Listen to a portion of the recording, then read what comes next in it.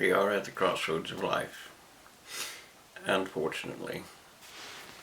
We have 8 billion people on Earth, more or less, and we grow, or the population expands worldwide at about 120 million more a year to 240 million more a year, depending on who you ask.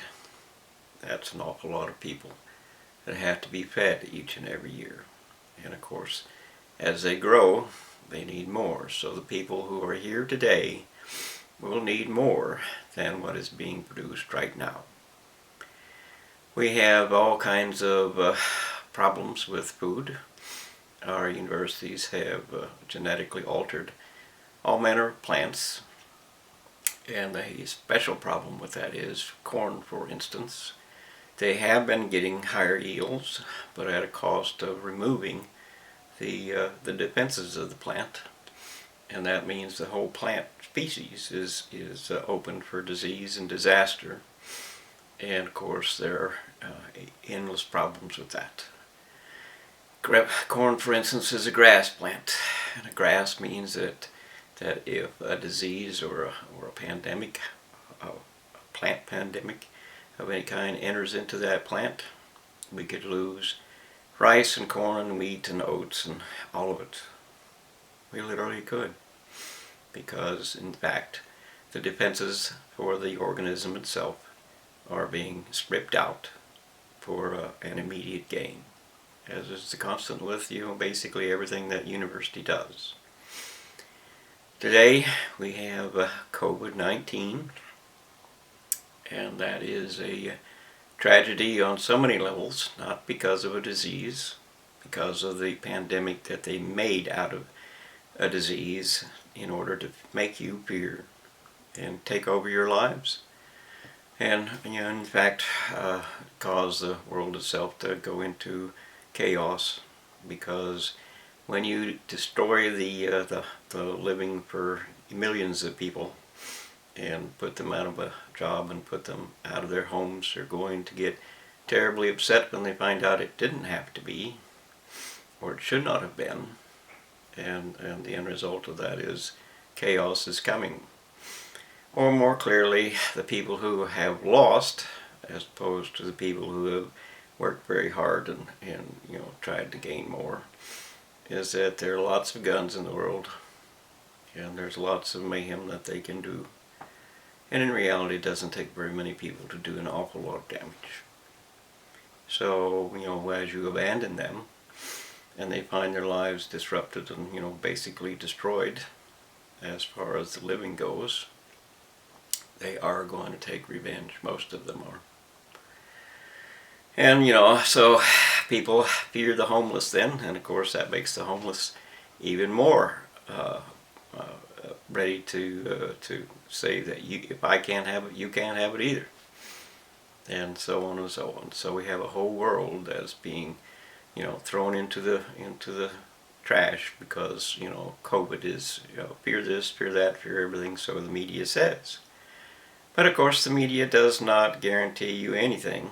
Doesn't give you any evidence. A test is not a disease. A test is simply a test. And more than 80% of those who actually die from the disease are over the age of 65. And I'm over 67. I'm 67, so I'm part of the group. But the deal is that once you're, once you retire from society, society doesn't actually need you anymore. And at 250 million people up to that point, more a year coming, you really, somebody has to die. It is that simple, because we cannot all survive. Fantasies don't work. If nobody dies, we all die. Because the end result of it is that, we all need habitat. Your food sources need habitat. Your livestock need habitat. And the things they eat need habitat. The oceans are heavily attacked and ready to die in large manners, because their habitat has been wrecked too by endless trawlers and so on. And their habitat has been ruined by plastics and just all kinds of things. the ice flows that are off of the poles are melting, and that's tragic in so many ways. It causes the water level to rise in the ocean, and that lifts icebergs, and that makes them break off. Not to mention threatening the coastlines of people. But ice flows create there's a major food source for the ocean, a baseline food source for the ocean that grows and starts out underneath the ice flows. So when you see no ice flows on the Arctic Ocean, not only are the polar bear in trouble, but all of the fish that live there are in trouble, because the food source they depend upon, the bottom line food source they depend upon, is being destroyed.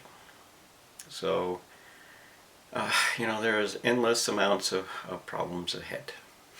Unfortunately, no matter what you do, you cannot resolve that. You cannot sustain life. You cannot sustain society. You cannot make things better with a gun or a bomb or whatever it is you think you can do. It won't work because we are so many people. Resources have been so devastated. Reality is that if you create a World War III in any form or any fashion or any kind, if you just start it, just a small thing, and it escalates to that which it easily can and soon will, if there are not choices made, then you will destroy the entire possibility for Earth to survive at all, because a war will include weapons of mass destruction, and even if it doesn't, the resource lost is the difference between whether we have more years or not. So we really don't have that choice. Then we have all the people who, just all the people who have been stealing from us. The universities have made all their toys and done everything that they wanted to do by creating false or counterfeit money, particularly in America. They simply claim asset accrual, or we have more assets this year than last year, by adjusting the numbers. They just add numbers to the thing, and then they have, then we can raise the debt, and then we have money to spend. And all the American public says, "Oh boy, give me some of that bribe money too." But unfortunately, counterfeit money is counterfeit money, and it can disappear in an instant, and it will. Which means that nobody's been paid for 20, 30, 40 years. I'm not sure how long you'd say. But of course, it was way back Vietnam War, and before that it was the space program that which was a means to hide the fact that they were developing big missiles to throw big bombs at Russia. That got the ball rolling. Anyway, you don't need a whole history lesson, but the reality of it is today that there are a lot of things that we are facing that you need to redo. We must have redress of grievances in America and really around the world, because by law we rule ourselves. Whoever makes the law rules the nation. And for that matter, as we the people, we can rule the world with world law. We don't need missiles, we don't need weapons, we don't need massive threats against our lives. We need law, but not law that somebody else makes for us. We need laws that we actually create for ourselves and that we then enforce for ourselves on our leaders.